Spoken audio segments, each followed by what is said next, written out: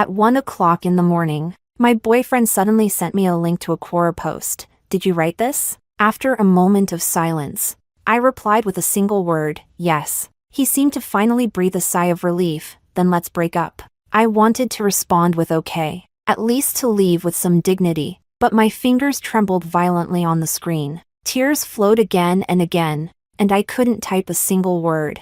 The title of that post was "When did you realize that the other person doesn't love you?" When was it? Probably last Monday evening during the heavy rain. He sent me money for a taxi, then personally drove to the other side of the city to pick up Elizabeth and bring her home. I waited for an hour in line at the convenience store to get a ride, and when I finally got home, drenched to the skin, I saw a photo that Elizabeth had posted on WeChat Moments, the warm yellow light, and him beneath it, his eyes and brows soft. "Thank you, Christian, for taking me home. I'll treat you to a cola." In that moment, my world came crashing down. Chapter 1. After a sleepless night, when dawn finally broke, I wiped away my tears and told Christian, "If you want to break up, say it to my face." After all, it was he who confessed his feelings to me in person when we first got together. I was high school classmates with Christian and Elizabeth. I have been with Christian for as long as Elizabeth has had a crush on him. That summer after the college entrance exam, Christian rejected Elizabeth's confession and then confessed to me. The entanglements between the three of us during college were a popular topic among our classmates. At that time, I was in a long-distance relationship with Christian, while Elizabeth was attending the same university as him. To give me enough security, every time Christian met with Elizabeth, he would report back to me, "Angel, I ran into Elizabeth on my way to the library today. She asked if I wanted to have lunch together, but I declined." During the volunteer activity this weekend, I only discovered upon arrival that Elizabeth was also there, but we didn't spend any time alone together. So Angelica can rest assured. While I complained that he didn't need to do that, I couldn't help but feel incredibly reassured by his actions. When did the situation actually begin to change? Probably about 6 months ago. 6 months ago, Elizabeth moved to our city, and due to work-related interactions, she started having frequent contact with Christian. At first, I didn't think much of it, until that time when we ate together. Christian, right in front of me, naturally picked up an egg, removed the yolk, and placed the egg white in Elizabeth's plate. I froze. My breath caught for a moment. In the end, it was Elizabeth who reacted first. She ate that egg white and graciously thanked him, saying, "Thank you, Christian." Her openness made it difficult for me to say anything more. After we got home, Christian explained that during the company dinner, Elizabeth mentioned feeling nauseous from eating egg yolk, so he helped her pick it out. He hugged me from behind, his lips affectionately brushing against my ear. After all, she is my client, and I can't offend her. "Angel, please understand." I lowered my gaze and took a long moment before softly responding. But a few days later, I accidentally came across a message from his good friend Pablo on Christian's phone. "Elizabeth is a girl who has liked you for so many years, quietly giving her all and never leaving. Now she has even come to work with you, so please don't let her down." Christian took a long time to reply, finally saying, "I know." Chapter 2. I took a screenshot of that message and placed it in front of Christian. He remained silent for a long time before rubbing his forehead and helplessly saying to me, "Angel, don't overthink it. Elizabeth and I are completely innocent." There is an unmistakable weariness in his eyes. In recent months, he has been preoccupied with a major contract, and the person in charge of the collaboration is Elizabeth, so it's understandable that they would have more interactions. However, my intuition tells me that his relationship with Elizabeth is far from just a simple professional one. To be fair, since high school, Elizabeth has always been more radiant than I am. Although her grades aren't as high as mine, she is attractive, lively, and quite daring. Back then, the school organized a basketball tournament. During the finals, our class's opponent resorted to dirty tricks and tripped Christian, causing his knee to scrape and his ligament to strain, which prevented him from returning to the game. While I quietly helped Christian with his wounds, Elizabeth had already rushed up with the cheerleading pom-poms,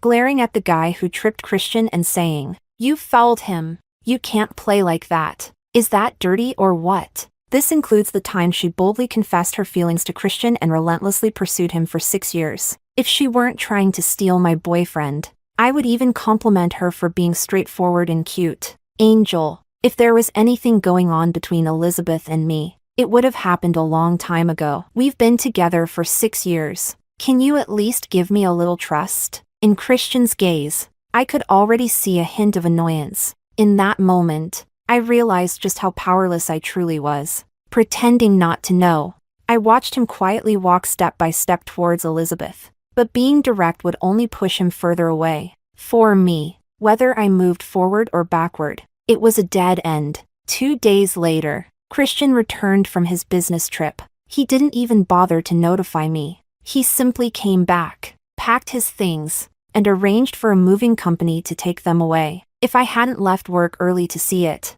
he would have likely slipped away from my life without a word. When he saw me, Christian looked visibly surprised, a hint of embarrassment flashing across his face. I forced myself to walk over, suppressing the heartache, and calmly said, "Would you like to grab a cup of coffee?" Chapter 3, Angelica. We should break up. After finishing the coffee, Christian said this right in front of me. I gasped, gripping my palms tightly, and looked up at him, asking, "Why?" "Just like you wrote, I no longer love you." He took a deep breath, his voice tinged with a hint of reluctance. "Let's part on good terms. And about that post, please delete it. It feels as if someone has thrown a handful of steel balls into my heart." And the cold, hard pain rolls over the very edge of my emotions. I looked at him and struggled to force a smile. "Why do you want to delete it?" Christian paused for a moment, and when he spoke again, there was a weighty sincerity in his voice.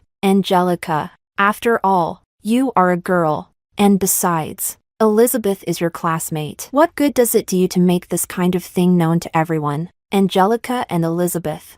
The distance between us is clear at a glance. My heart ached, my fingertips trembled, and I couldn't help but scoff. If she, Elizabeth, isn't afraid of being the other woman, what do I have to fear? Angelica. Christian suddenly stood up, his eyes filled with anger and disappointment. "When did you become like this?" Bang! The door was slammed shut right in front of me. In the empty room, I bit my wrist hard, silently weeping. During college, there was a time when I was overwhelmed with a packed schedule of classes and research experiments, feeling down every day, and I even caught a severe cold. One evening, as I stepped out of the lab building, I spotted Christian standing under the streetlight across the street. He stood there, tall like a tree, with the dim yellow light casting a long shadow behind him. The first time I saw him, he smiled and opened his arms, welcoming me into his embrace. In the days that followed, Christian stayed by my side. He accompanied me to class experiments, helped me with my injections and medication, and only reluctantly left once my cold had healed. There are many more moments like this. Christian and I had been together for so long that it had become a habit. When he suddenly pulled away, I realized there was such a vast emptiness in my life that no one but him could fill. The sudden breakup left me feeling down for several days. My high school best friend, Sandra, found me and immediately asked, "Did you break up with Christian? What happened? Did you see Elizabeth's WeChat moments?" I was slightly taken aback and opened WeChat moments, where I was greeted by an exceptionally intimate photo. By the brightly lit banks of the Yangtze River, Elizabeth was holding a large bouquet of roses, smiling brightly as she leaned against Christian's shoulder. Christian was holding 2 half-finished cups of milk tea, looking at her with an unmistakable gaze of intense affection. "Reunion is the beginning of romance," Christian commented right away below. "Thank you for never giving up on me over the past 6 years." My mind went blank, my ears buzzed, and tears welled up almost instantly. In my blurred vision, I suddenly noticed that amidst the flood of blessings in the comments section, there was an oddly placed interjection. "Jacob, TSK." Chapter 4. There was a moment of daze. That comment stood out, feeling completely out of place, just like Jacob himself. In high school, Jacob was arguably the most striking person in our class. In addition to his remarkable looks, he had a very laid-back personality, rarely paying attention in class, and even had the audacity to argue with the math teacher face-to-face. Yet, his grades were quite impressive. He even excelled in the college entrance examination and went on to attend Capital University. And, actually, at first, the person I had feelings for was Jacob. After the college entrance examination, I mustered the courage to write a love letter confessing my feelings to Jacob. And not long after, I received his response. It was very polite and also quite decisive in rejecting me. Sorry, classmate Angelica. I have never had those kinds of feelings for you. Let's just remain ordinary friends. Jacob was very clear. I've given up and no longer harbor any illusions, even about those past moments of ambiguity that made me mistakenly think he had feelings for me. It just so happened that during that time, Christian confessed his feelings to me. He even went ahead and helped me carry my luggage before heading to his own school for registration. My dormitory is on the 5th floor, and Christian ran up and down more than a dozen times, sweating profusely. Yet he didn't care at all. Angel, think about anything else you need to buy. I can help you carry it upstairs. At that moment, the sunlight was just right, filtering through the gaps in the leaves and shining brightly in his pupils. I gazed at his slightly sweaty hair, my heart racing faster. I grabbed a tissue and stood on my tiptoes to help him wipe the sweat from his forehead. Then I leaned in close to his ear and whispered, I promise you, I accepted Christian's confession of love. On graduation day, he traveled a long way to see me, wearing a graduation gown and taking pictures with me on the lawn, right next to 2 alumni who were having their wedding photos taken. Christian and I quietly watched for a moment, and then he suddenly turned to look at me. Angel, when we get married, can we take a set of photos like this at your school? Is that okay? I nodded vigorously. I never imagined we would end up like this. When I came back to my senses, I noticed that in the comments section, besides Jacob's TSK, there was also a comment from Sandra saying heh. There weren't many words, but they were dripping with sarcasm. Perhaps those 2 comments were too glaring. Before long, Elizabeth deleted her WeChat moments, but the fact that Christian broke up with me and got together with her became an unspoken truth among all our classmates. After much deliberation, I finally told my parents about breaking up with Christian. Perhaps they sensed my reluctance in my voice over the phone. The next morning, my mom actually came over. In the past month, I've lost a significant amount of weight. When she saw me, my mom's eyes filled with tears, and she reached out to pull me into her arms, saying with concern, Angel, how did it come to this? Mom, Christian likes someone else now. He doesn't want me anymore. In front of my mom, the emotions I had been holding in for so many days finally broke down, and I cried in her arms for a long time. In the end, my mom suggested that I go home to clear my mind. With only 2 weeks left until the new year, I decided to take a vacation from work and return to my hometown with my mom. During the 2 weeks at home, I woke up every day to a meal that was already prepared. And after dinner, I could take walks with my parents. Holding their hands, I intentionally cleared my mind and tried not to think about anything. The pain that Christian caused me seems to be slowly healing. However, just a few days before the new year, Sandra suddenly came to my house looking for me, saying that this year's class reunion is set for the day after tomorrow afternoon. I heard that this year, Jacob came back from the capital, and he will be there too, Sandra remarked. If it weren't for Christian and Elizabeth also going,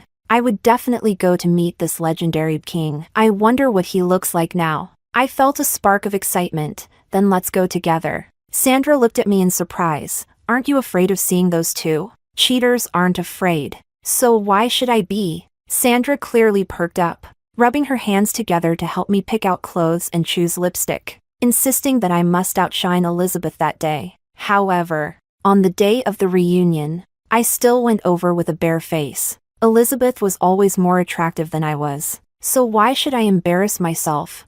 Chapter 5. As soon as I stepped into the private room, I almost instantly spotted Jacob in the corner. It's strange, even though we haven't seen each other in 6 years, I could recognize him immediately. Compared to high school, he now has sharper and more defined facial features. His brows and eyes are stern, with a high nose bridge and slightly thin lips pressed together. Intently focused on the switch in his hands. Hearing the noise, he lifted his gaze towards the door. His eyes lingered on my face for a moment. Then he raised an eyebrow, as if to greet me. Sandra and I were seated at a table with Jacob. and there were 2 empty seats reserved for Christian and Elizabeth. It wasn't until the dishes were served that they finally arrived. I realized that I had overestimated myself. From the moment Christian walked in holding Elizabeth's hand, my heart felt like it was being gripped by an immense force, a sharp pain radiating to my fingertips, which I covered with a clenched fist. I watched them approach.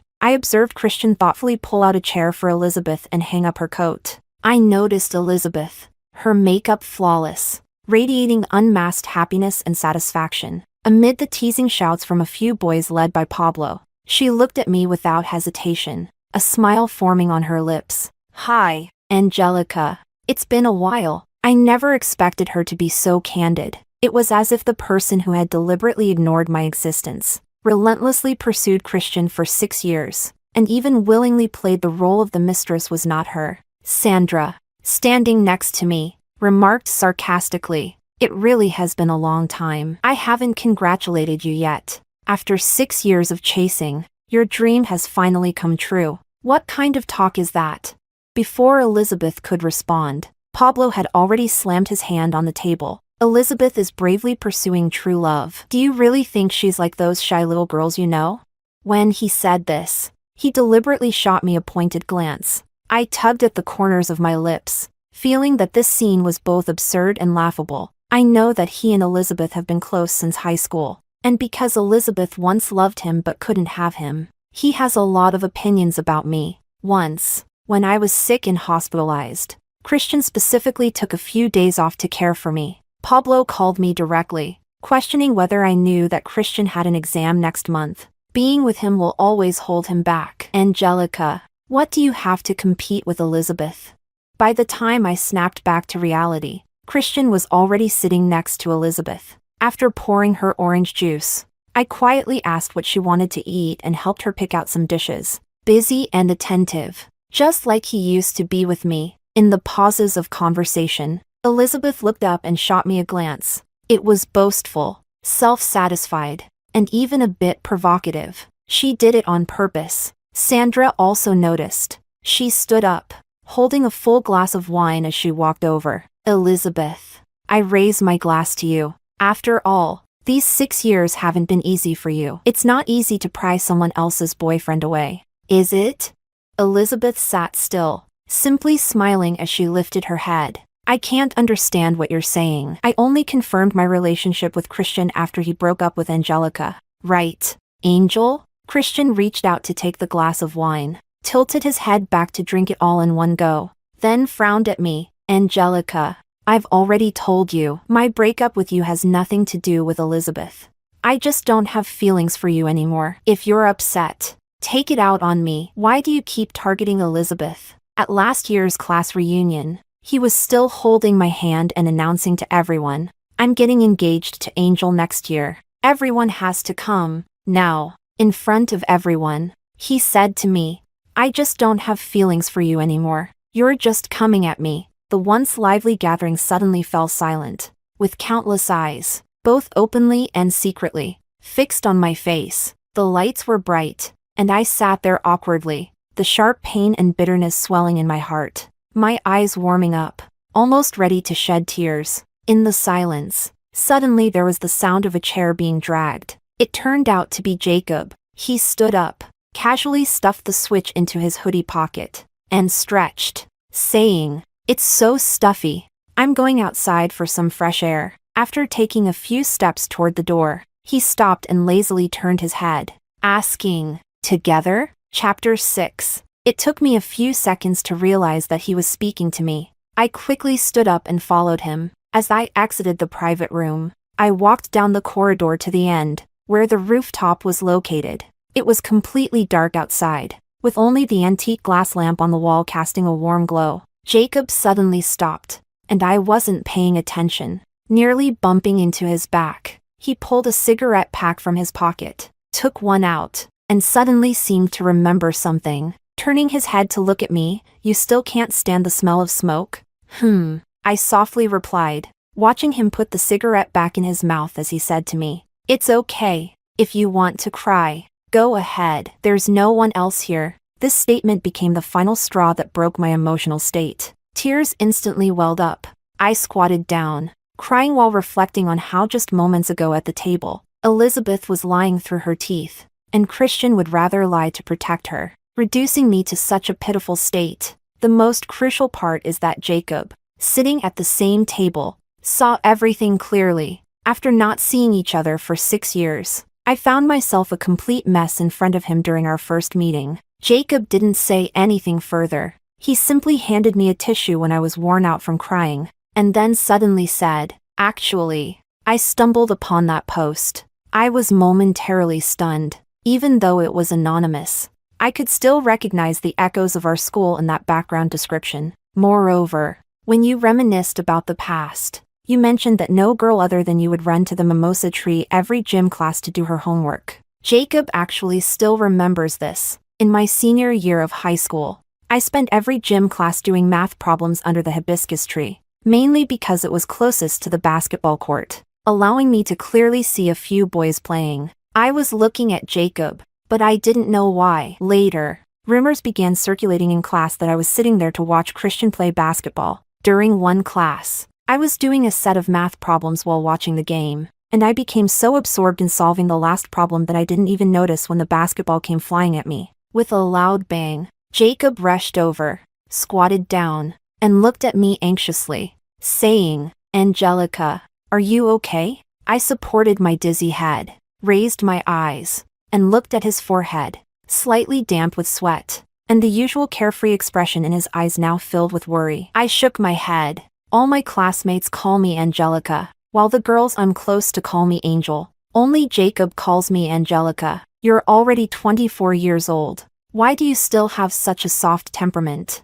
Jacob's soothing voice pulled me out of my memories. If I were you, since you've spent so much time writing the post, when they showcase it, just paste the link directly in the comments. I sniffed and remained silent. Perhaps noticing my lack of response, he suddenly added a hint of mockery to his tone. "You wouldn't still be reluctant, would you?" His words made my nose tingle, and I nearly cried. Jacob, who had been standing, suddenly squatted down, leaning in a bit closer to look into my eyes. His pupils were a clear light brown, as if washed with water. I couldn't tell if it was an illusion, but I thought I saw a hint of panic in them. But how could that be?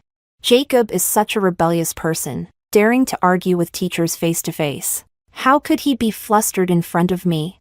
I said, sniffling, "I don't post because I feel embarrassed. I don't want everyone to think that I can't measure up to Elizabeth in anything, not even having the courage to confront her. I only dare to silently post online. This is the most secret thought deep within my heart. It's very childish and quite ridiculous." When I finally spoke it out loud, I was already bracing myself for Jacob to laugh at me, but I waited for a moment, only to feel a hand resting on the top of my head. The fingers were distinct, and the touch was cool. Jacob gently patted my head twice, like soothing a child, then withdrew his hand and placed it back in his pocket. What could possibly compare to Elizabeth? Do you think too highly of her, or too little of yourself, or is it simply because Christian chose her? I was momentarily taken aback, stood up, and lowered my head as I faced him, remaining silent. Jacob was silent for a moment, and when he spoke again, there was a hint of gritted teeth in his voice.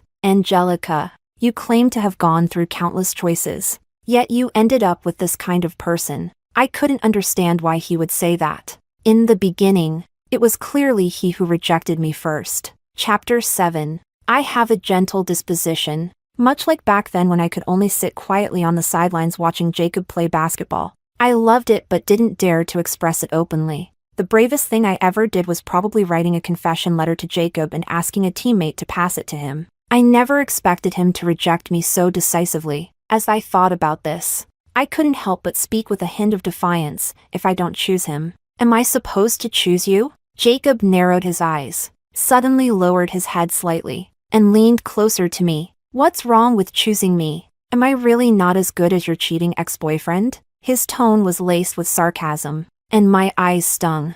I couldn't care less about the somewhat ambiguous position and turned to leave. Jacob didn't catch up. The light falling on my face shifted from dark to bright as I stood at the booth door, taking a moment to calm my expression as much as possible. However, just as I was about to push the door open, It suddenly swung open from the inside. Christian was standing at the door, his gaze fixed on my face for a moment before shifting to behind me, and his expression suddenly turned somewhat unpleasant. I turned my head and realized that Jacob had somehow followed me again. Moments later, Christian suddenly spoke up. I was wondering why Jacob had been fine in the capital for 6 years and suddenly returned this year. Angelica, you two must have been involved long before, right? What right do you have to condemn me? His gaze was cold, filled with many obscure and ambiguous emotions. But the accusations he made against me, which were completely unfounded, left me too weary to guess his thoughts. I simply felt a surge of anger rising from deep within. I was about to refute Christian, but Jacob spoke up before I could. What? Did you think that just because you acted like a cheating scumbag, everyone else is the same? Don't worry. I'm back due to a job transfer. As for tonight, that was just a case of doing the right thing. He had one hand in the pocket of his work pants, and with the other, he reached around and fiddled with the back of my neck. Only then did I realize that the collar of my sweater had somehow folded in. Once he was done, he lazily said to me, "All right, go on in." From start to finish, I never looked directly at Christian. Sandra said he was king, and she was absolutely right. I nodded gently, just about to pass by Christian to enter, when he suddenly reached out and firmly grasped my wrist. "Let go of me." I instinctively yanked my arm away, and in the next moment, a faint sweet fragrance suddenly wafted over. When I regained my senses, I realized it was Elizabeth. She glanced at Christian and then at me, gently furrowing her brow. "Angelica, why do you continue to cling to Christian after your breakup?" The tone sounded self-righteous, just like countless times before. I finally couldn't take it anymore. I stepped back, glared at the two of them, and gritted my teeth to say, "Shameless. Clearly, it was you who lacked any sense of shame, relentlessly pursuing him while I was still with Christian. Now that Christian and I have broken up, what right do you have to question me? Do you think I would be like you, without any moral boundaries?" Christian and Elizabeth stared at me in shock, unable to find their words for a moment. Perhaps it was because I had been silent and accommodating for so long that they thought I would never retaliate, which only made them more reckless. But at that moment, standing beside me was Jacob, who seemed to gradually build up the courage to support me, allowing me to finally express the emotions I had buried deep inside. I suddenly remembered that back then, before the college entrance examination, I went with Jacob to take the independent admission test for F University. After the interview, I came out looking quite upset, and a boy nearby made a few mocking remarks, saying I definitely wouldn't get in. Jacob was originally focused on his book, but suddenly looked up when he heard this, a slight smile playing at the corners of his lips. "Even if she can't get in, do you really think you can? That's a bit too self-important, don't you think?" His words gave me the courage to respond. I lifted my gaze and looked at that boy. "You're David from class 37 of the senior year, right? If I remember correctly, your written exam score was the lowest. Is that why you're hoping everyone else's interview results are terrible?" David's face suddenly turned ashen. After the interview concluded, we walked back together, and when we reached the corner of the stairs, Jacob suddenly raised his hand and ruffled my hair, watching silently. Yet when it comes to confronting others, they truly know how to hit the sore spot. Memories flood back. I didn't want to see Christian's expression any longer, so I pushed past them, walked into the private room, grabbed my coat from the nearby rack, and put it on while heading towards the door. Sandra caught up with me and walked outside, but when she saw Jacob, she instinctively took a step back. "Jacob, I just remembered I have something to take care of. Are you free later? Could you give Angel a ride home?" Jacob casually nodded. "Sure, all right. I appreciate it." She gently poked me from behind and said, "Go ahead, Angel. I'll come find you another day." Chapter 8. It wasn't until I had been sitting in Jacob's car for a while that the intense emotions swirling inside me began to calm down. He reached out to turn on the air conditioning, one hand on the steering wheel, and turned to ask me, "What's the address?" I provided him with my home address. Jacob casually acknowledged it, then suddenly leaned over, reaching across to pull the seatbelt from my other side. "Buckle up." As he looked down, The soft tips of his hair brushed against my cheek, creating a slightly ticklish sensation. A faint scent of cedar wafted into my nostrils. My face suddenly flushed bright red. As I leaned to fasten my seatbelt, I lowered my head and said, somewhat flustered, "I can manage it myself." Jacob started the car and chuckled. "I'm afraid you might get lost." On the way back, light snow began to fall outside the car window, the cold gray ground becoming wet and soon covered with a thin layer of white. Jacob parked the car downstairs at my house. A cold wind rushed in, and I carefully steadied myself on the ground, turning to thank Jacob. "Thank you, law classmate." He stood by the car, the smile in his eyes suddenly fading. "Law classmate? Angelica.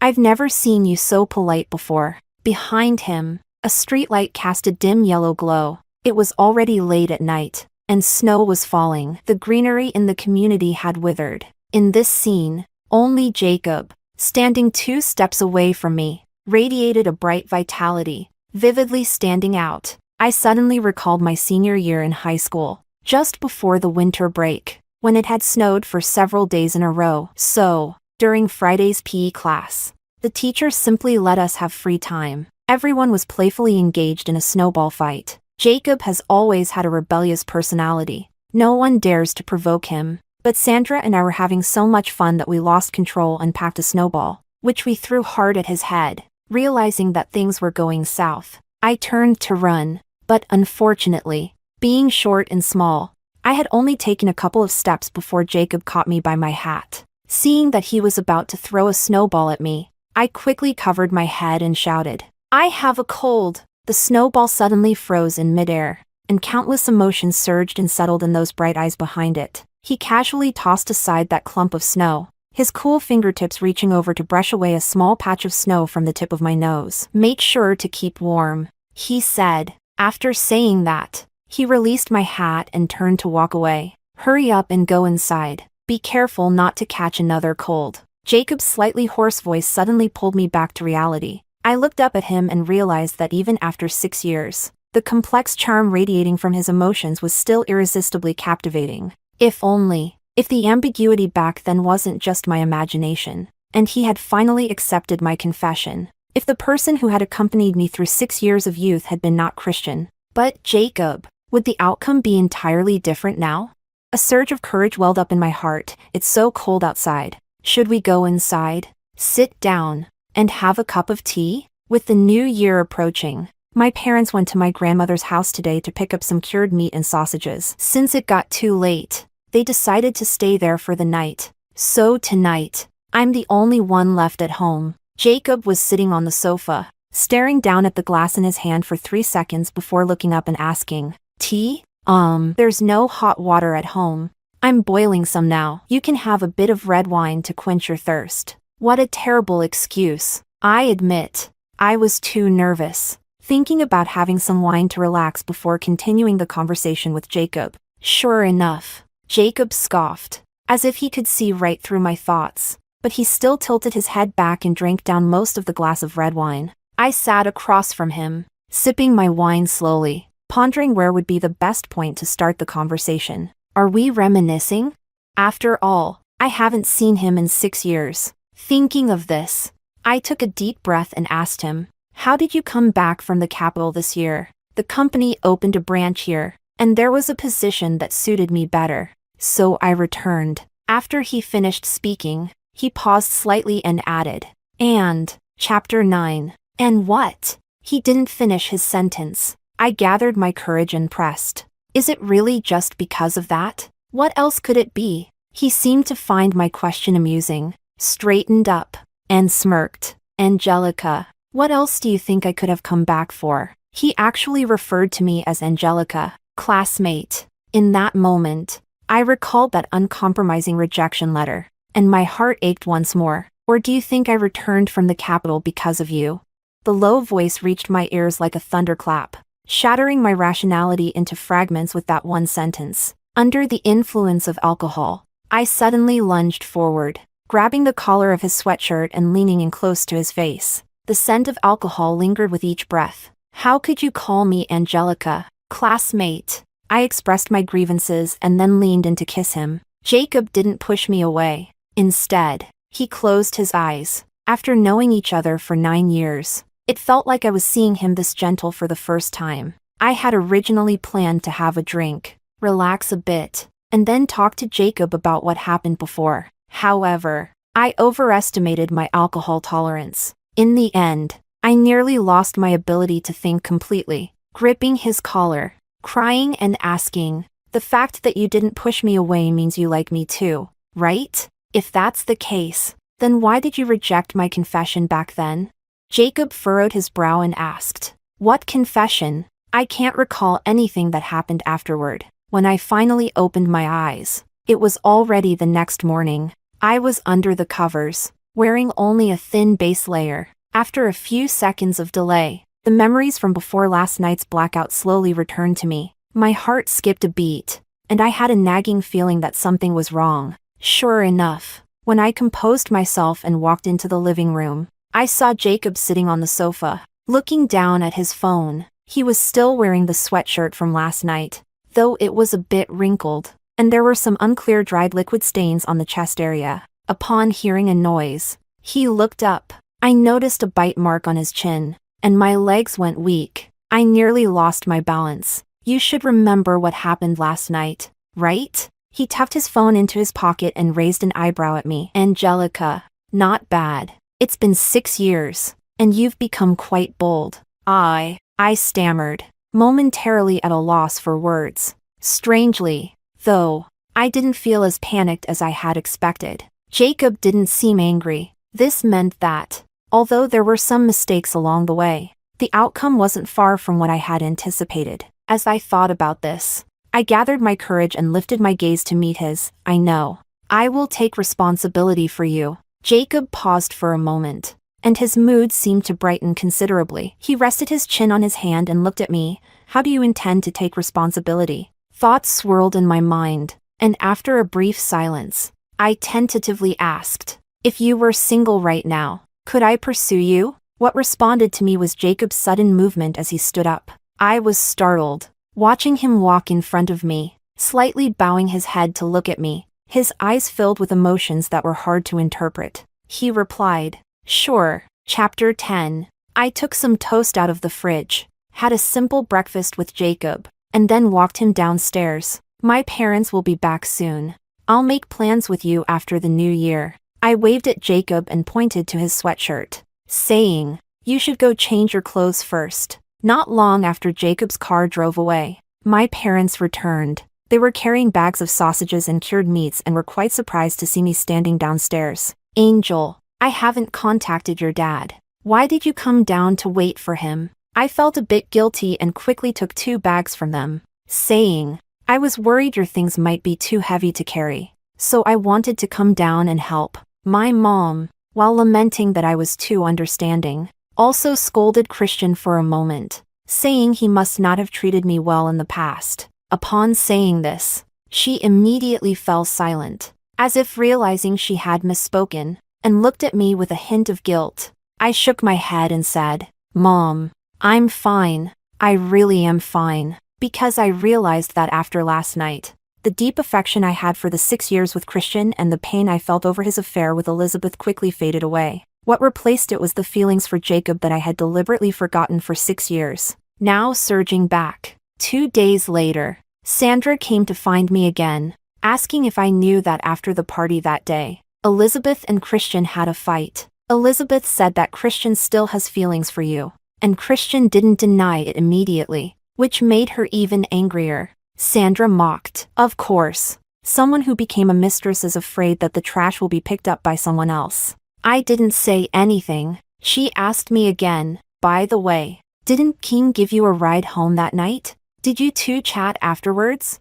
"No, actually, there is. Ever since I mentioned wanting to pursue Jacob, I've been racking my brain to find topics to chat with him about. He replies to me quite promptly, and when he heard I had a bit of a cold, he even came downstairs specifically to bring me some medicine. Those memories that were left behind 6 years ago are gradually being retrieved." Sandra sighed with a hint of regret. "Honestly, if you could be with Jacob, that would be great. He would stay here to develop his career. And to be truthful, I've felt since high school that you and King are a better match. Out of all the girls in our class, he seems to have a special interest in you. Unfortunately, after graduation, it was Christian who confessed to you, and he didn't say a word about it.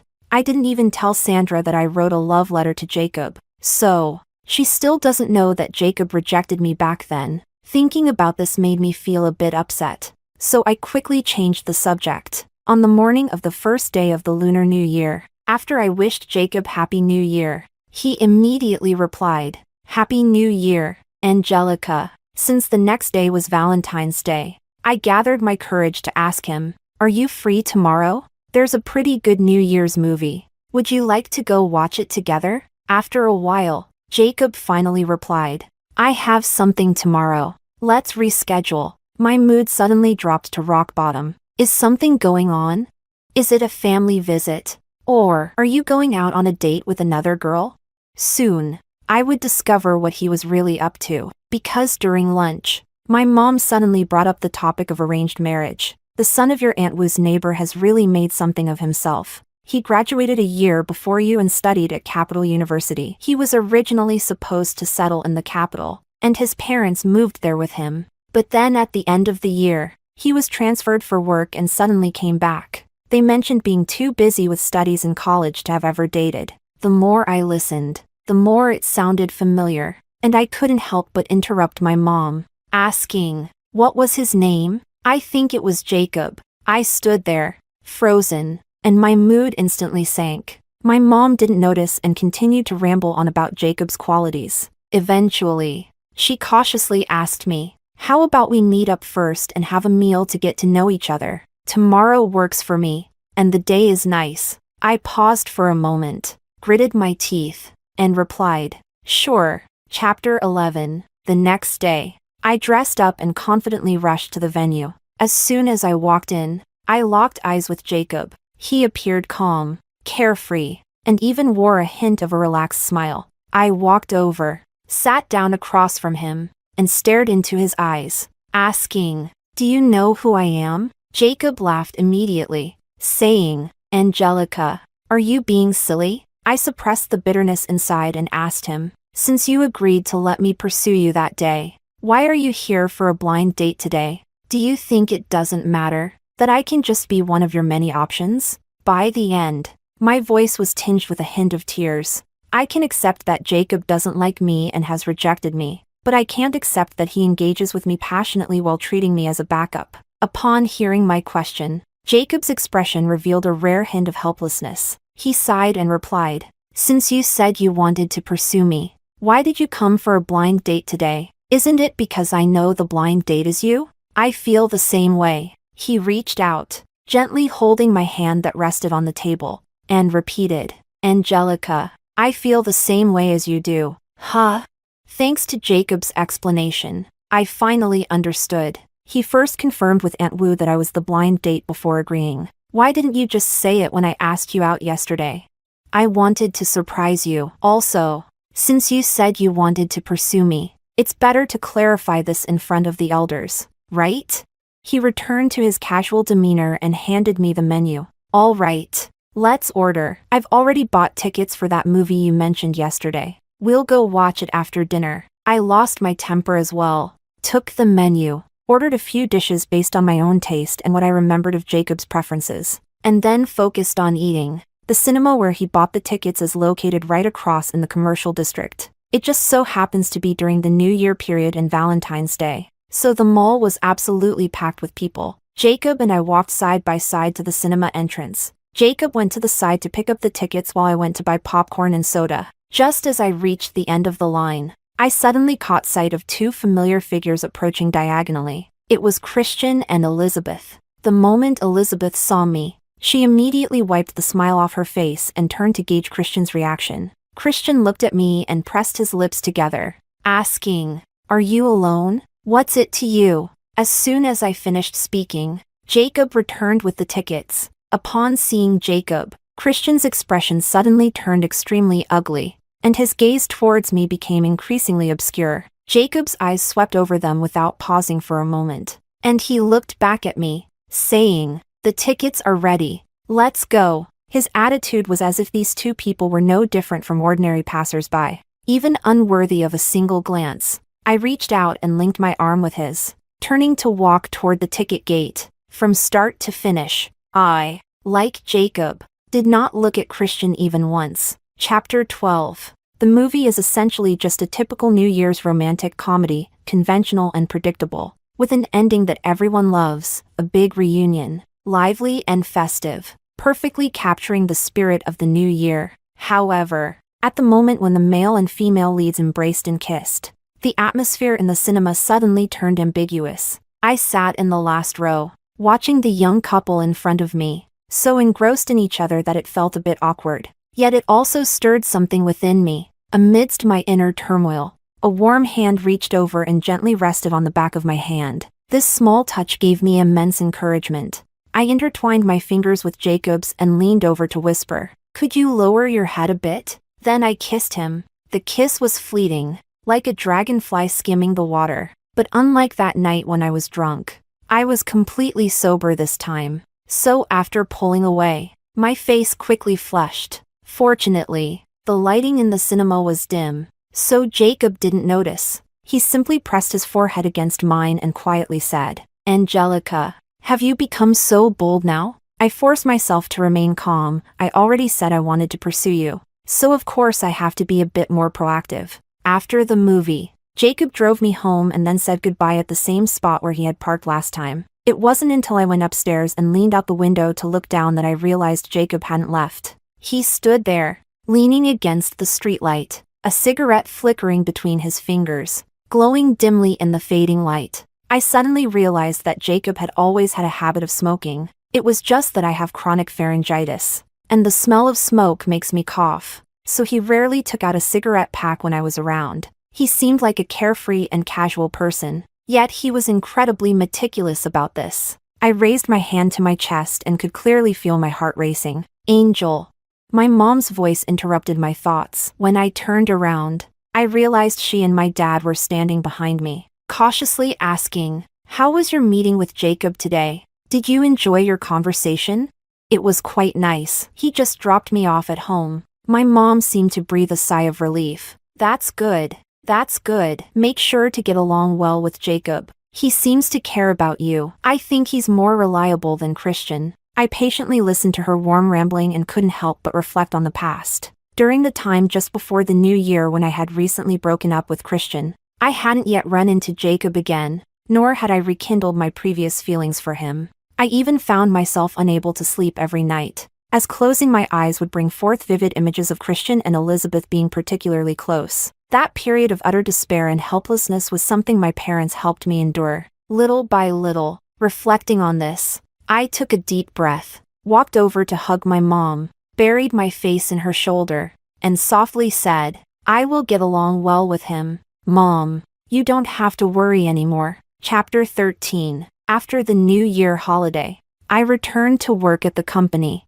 My workplace is in the provincial capital, while my hometown is in the nearest third-tier city. Upon returning, I discovered that the branch office established by Jacob's company is not far away, only 6 subway stops from me. It was probably a coincidence that the apartment Jacob rented is located in the neighborhood directly across from mine. Since we lived so close, it became natural for us to see each other frequently. Initially, I took the initiative to invite Jacob to have dinner together after work every day, and eventually, on days when we didn't have to work overtime, it became an unspoken agreement. That night, as the deadline approached, I was working late at the office, revising a proposal, and didn't leave until after 11. The subway had already stopped running, and I wanted to take a taxi home. However, when I reached the entrance of the park and pulled out my phone, I realized it had run out of battery without me noticing. Now going back to charge it was impossible, and I stood there in the biting night wind, feeling completely lost. At that moment, a familiar black sedan stopped in front of me. The window rolled down, revealing Jacob's face. He frowned, looking somewhat cold and distant. "Why is your phone off? Did it run out of battery?" I was busy revising the plan and didn't notice. I got into the car, rubbed my frozen, stiff fingers against my cheeks, and quietly asked, "Why did you think to come pick me up so late?" Because it's so late. You haven't replied to my messages. And your phone is off. He said this while starting the car, glancing at me sideways. A couple of days ago, there was news about a girl who was robbed while walking home at night. Angelica, I can't just let you be alone. I couldn't help but think back to last year. That day it was pouring rain, and Christian personally drove to pick Elizabeth up, leaving me to take a taxi alone. By the time it was my turn, it was already midnight. Honestly, I'm quite timid. That day was late, and after seeing so many news stories, I was terrified. I kept chatting with Sandra on WeChat until I got home safely before hanging up. Then I saw Elizabeth's WeChat moments. Even though I no longer have feelings for Christian, the sadness I felt back then was very real. The car stopped at the entrance of my neighborhood. After getting out of the car, I was about to say goodbye to Jacob, but he got out too, saying he wanted to walk me downstairs. It's too late. I'm worried about your safety. We walked side by side along a dark path, through the greenery, until we reached the bottom of my building. If you have to work late in the future, just give me a call, and I'll come pick you up. All right, you go ahead. He waved his hand casually at me and said, make sure to get some rest when you get home. Once I got home, I immediately sent a message to Jacob to let him know I had arrived safely, and then I set my phone down to take a shower. That night, I found myself unable to sleep, so I lay in bed reflecting on the past. I'm quite timid, and Jacob has always been aware of this. In high school, there were often movies shown before evening study sessions. If it was a horror movie, I would get so scared at the beginning that I wouldn't watch it anymore.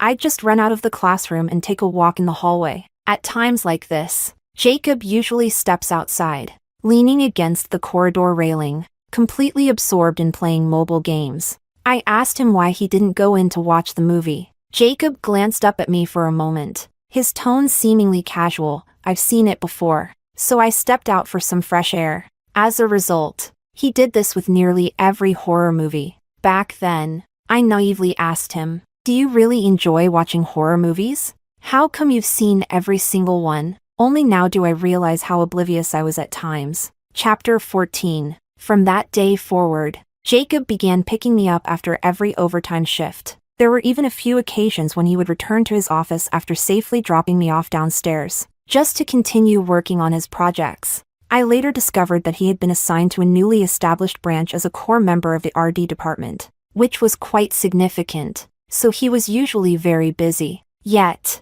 despite that, he still often replied to my messages almost instantly. On the day of the anniversary celebration, the company gave us 2 tickets to a hot spring resort as a benefit. I called Jacob to see if he wanted to go together. On the other end of the line, I heard a few keystrokes, followed by Jacob's voice, laced with a hint of laughter. Are you going to the hot springs with me? I blushed slightly and replied, yeah, I heard the hotel's buffet is quite good. All right, let's wait until this busy period is over. I can feel the distance between us closing in. The feelings that were lost in the river of time are gradually being rediscovered, even flourishing more in our daily interactions. Jacob has a charming quality that makes my heart flutter, along with his thoughtful and meticulous care. Whenever I mention him to my mom, she says, you and Jacob are a great match. It's just that every time I think about that rejected confession letter, I instantly lose the courage to confess to Jacob again. This morning, as I was leaving, I specifically made plans with Jacob to have dinner together after work. However, just after work, I received a call from an unknown number. Angelica. It's me, Ryan. It took me a few seconds to remember that this person was a member of our high school basketball team and lived in the same neighborhood as Jacob. Back then, I was busy studying for my driver's license while Jacob was preoccupied with his acceptance to Capital University, so our schedules never aligned. The confession letter I gave to Jacob was actually entrusted to him for delivery. The reply I received later was also handed to me by him. What's going on? Christian got drunk at the bar and kept mumbling your name. Could you come over? I initially wanted to refuse, but he said, you should come over for a moment. I have something to discuss regarding the time you confessed to Jacob. This matter is extremely important to me. My heart sank, but I still reached out and hailed a cab, heading straight to the address he provided. On the way there, I suddenly had a thought, isn't Ryan closer to Jacob? When did he become so familiar with Christian? In the warm glow of the bar, I hurried to the corner table and tapped on its surface. Christian lifted his hazy, drunken eyes to look at me. Angel, you're still with Jacob, aren't you? I took a deep breath and replied, what does that have to do with you? Christian, you were the one who cheated first. You have no right to question me. Then you shouldn't have chosen Jacob. He had already rejected your confession. Did you really think he liked you? I suddenly froze, leaned down to support myself on the table, stared at him, and said slowly, how do you know Jacob rejected my confession? Ryan pulled me aside, his voice filled with apology. I'm sorry, Angelica. I admit that the letter never actually reached Jacob. The reply was entirely written by Christian. It felt as if a thunderbolt had struck my mind on a clear day. My face turned pale, and I could barely keep my balance. After the college entrance exam, my mom said she wanted to take me to meet a close friend of hers from decades ago. When we met, I realized that her friend's son was Christian. During that time, I was getting along quite well with Christian. He told me that he really liked you. Jacob wasn't around for a few days, so after you sent me the letter and Christian found out, I just went along with it and gave it to him. In the end, he hesitated for a moment and pulled out a wrapped box from his backpack. Actually, at that time, Jacob's schedule didn't align with yours. He mentioned wanting to go swimming with you. So before heading to the capital, he asked me to give you something. Chapter 15. As for what happened next, I already knew without him saying anything. Jacob never received my confession letter, but I thought he had already rejected me. His gift never actually reached my hands. A while ago, Jacob asked me about this matter. At that time, I didn't tell him the truth, but after thinking it over, I felt I should share the truth with you. Confronted with his guilt-ridden expression, I found myself unable to utter harsh words or offer forgiveness. In the end, it was my own lack of courage that held me back. Even if I received such a reply, had I summoned the courage to ask Jacob just one question at that moment, the outcome would have been entirely different. Behind me, a drunken Christian was still mumbling. I placed the gift box into my bag and turned to face him. He suddenly looked up and coldly questioned me. If it weren't for you always sitting by the basketball court and helping me with my injuries during games, would I have misinterpreted your feelings for me? Now that you're with Jacob, what does that make of our past? For 6 years, you told me countless times that you liked me. Were all those words just lies?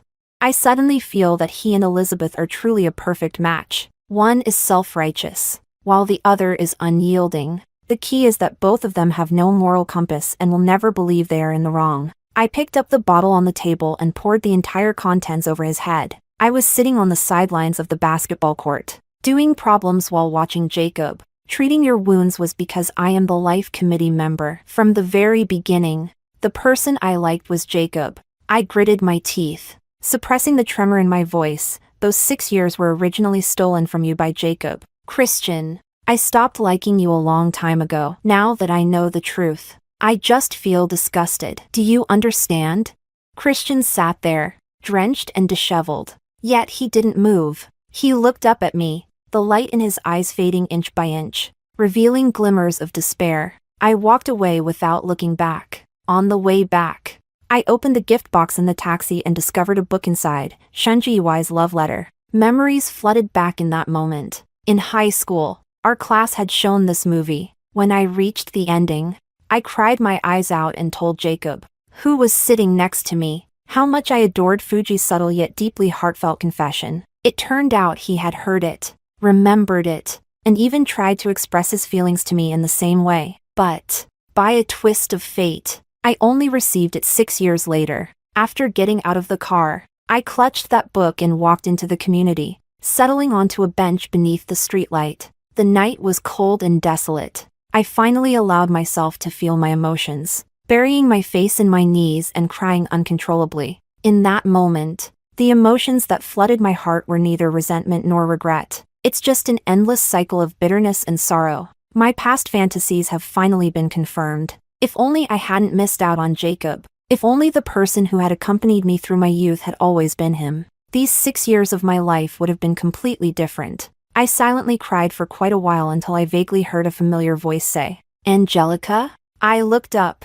Jacob was standing right in front of me, just a few steps away, his clear eyes reflecting my tear-streaked face. "What are you crying about here?" His gaze swept over and landed on the book in my hand, and his tone suddenly paused. "Has this book really come into your possession?" I sensed an implication in his tone and stared at him, dazed. Jacob walked over, gently patted the top of my head, and then sat down beside me. The night breeze was slightly cool, and as our body temperatures mingled, his skin gradually warmed against the back of my hand. "Last time you got drunk, you asked me why I rejected your confession, and I found it a bit strange because I had never actually heard your confession. Instead, my impression is that when Ryan delivered a book to you, your attitude towards me suddenly became very cold. Later, when you got together with Christian, I thought that was a very indirect rejection, which aligns quite well with your usual character. So, I went to ask Ryan. He didn't admit it, but I had already guessed a few things. Like this book, it never actually reached you, did it?" I sniffed and nodded gently. Jacob pulled at the corner of his lips and said, "As expected." The air was quiet for a moment. He suddenly said, "Actually, I saw you once during your junior year." I looked at him in astonishment. "There was a competition, and the finals were held at your university. I was there with the teacher leading the team and saw you with Christian at the entrance of the gymnasium," he said, smiling slightly. "You looked up at him, completely engrossed, and didn't even notice me walking across the street. After the competition ended, I didn't linger. I went straight home. I felt a bittersweet ache in my heart. It was truly uncomfortable." Jacob suddenly spoke again. "Angelica, now that you've received this book, can you tell me the answer?" "What?" He turned to look at me, his gaze serious and his voice slightly deep. "After 6 years, do you still want to be in a relationship with me?" The night wind swept past, carrying the subtle sounds around me. I could clearly feel my heartbeat in my chest growing faster and more intense. Like a drum beating, it was a deeper feeling of excitement than I had 6 years ago. In the end, I nodded seriously and said, "Okay." Jacob smiled, then held my head and kissed me directly. Chapter 16. I told my mom about my relationship with Jacob. She was incredibly excited, rambling about treating Aunt Wu, who had introduced us, to dinner, and said she wanted to share this good news with Jacob's mom. I sensed something was off, and after pressing for details, I discovered that during this time, she had already played several rounds of mahjong with Jacob's mother and even gone shopping together, establishing a very close friendship, all in hopes that I would get together with Jacob, thereby strengthening their bond. I also shared this with Jacob. He raised an eyebrow and smiled, saying, "Next time I go home, I'll go meet Auntie with you first." Later, when I met Sandra, I mentioned it to her as well. She seemed quite excited, cursing Christian for a moment in front of me, then began praising Jacob. "I told you that you and King are the perfect match. Let that dog Christian be with Elizabeth for the long haul." I smiled faintly and said, "But I don't want them to have it easy. If he had only cheated on Elizabeth, perhaps I wouldn't have made a fuss about it, given my usual character." However, he intercepted the letter I had sent to Jacob. Around mid-year, the project that Christian and Elizabeth had previously collaborated on, a supposed app to help find soulmates, finally began its launch and promotion. At the same time, I decided to remove the anonymity from that original post and shared the link in the class group and on various online gossip platforms. An app that markets itself as a means to find true love and soulmates. Yet its project leaders include a relentless mistress who has been digging for 6 years and a cheating scumbag. How could its reputation possibly improve? Later, I heard that Elizabeth's company spoke with her and sent her to another city for a minor project. Christian was fired outright. The company even posted the termination notice online to show that this project was no longer associated with Christian. Their relationship was already in trouble. After this incident came to light, Elizabeth immediately suggested a breakup. It was quite satisfying. After Sandra shared the gossip with me, she sighed. "I always thought that with your personality, this situation would probably end up unresolved. I didn't expect you to strike decisively. You're ruthless. Darling, come on, admit it. Were you influenced by Jacob?" I thought to myself, maybe it's really true. Since high school, he has always been the one to give me courage. It's still the same now. After saying goodbye to Sandra, I looked around and noticed it was already dark. There was a message from Jacob on my phone. I have to work late tonight, so you should eat first and not wait for me. On a whim, I decided to bring him some food. An hour later, I stood at the entrance of Jacob's company, holding a takeout box of stir-fried beef from the Hunan restaurant downstairs. The receptionist kindly approached to ask who I was looking for, and I suddenly felt a bit nervous. Raising the takeout box in my hand, I came to bring Jacob dinner. The young girl suddenly realized, turned around, and ran inside, shouting, "Jacob, your girlfriend is here." Soon, Jacob stood in front of me with his hair slightly disheveled. I cleared my throat and said softly, "You've been so busy today, you probably haven't had time to eat dinner, right? I packed some stir-fried beef from downstairs for you." He stared at me intently for a moment, then suddenly reached out and put his arm around my shoulder, saying, "Let's go inside and talk." In their company's break room, I met a few of Jacob's colleagues. Everyone greeted me warmly. "Hi. So, you must be Annie." I was taken aback. Looking at the young man with the bright smile, "What do you mean, Annie?" Jacob shot a warning glance, but unfortunately, the man ignored it. "It's Jacob, back in college. Many girls from our school confessed to him, but he turned them all down. At that time, I thought there might be something off about his sexual orientation. Then one time in the lab, I saw him staring at his phone screen and laughing. I took a look and found it was a group chat, and there was someone with the nickname Annie who kept talking. Last October, when the company opened a branch, he was the first to sign up, claiming he would come back later. When I asked him if it was because of Annie, he didn't even deny it. I was taken aback. Last October, wasn't that when Christian cheated on Elizabeth, broke up with me, and started flaunting his relationship with Elizabeth on WeChat moments? "So talkative," Jacob said coldly, holding my hand and pulling me into a small room, while addressing the people nearby. "I'm going to have dinner, a heartfelt one, unlike some people who can only pitifully order takeout. You know?" The man was so angry that he let out a curse. I felt a warm touch on my hand and stole a glance at Jacob. The corners of his lips curled slightly, and he appeared to be in a good mood. I couldn't help but feel a bit distracted. So, did he really return from the capital last year because of me? I spent several hours at Jacob's company, staying until late at night when their work finally wrapped up and they clocked out. The park was nearly empty, and I linked my arm with Jacob's, silently lost in thought. But suddenly, his voice broke the silence. "What are you thinking about?" I kicked a small stone by my feet and said sullenly, "I thought that someone as proud and carefree as you would, after being rejected by me, not want to have any further connection once you heard I was with Christian." Jacob was silent for a moment. "Yes, I am a very proud and arrogant person. If it were someone else, once they rejected me, there would be no future connection. But because it's you, I feel that it's okay to try again." He spoke slowly and seriously, allowing me to sense the emotions and strength in his voice. Just like back then on the court by the silk tree, when I noticed him watching, he made his three-point jump shot even more beautiful, soaring like a youth. I sniffed, feeling a tightness in my eyes. Jacob pulled his hand out of his pocket, reached over, and hugged me tightly. This embrace was exceptionally warm, dispelling the chill of early autumn that lingered on me. He whispered in my ear, "Angelica, I've missed you for 6 years. I can't afford to miss you for the rest of my life."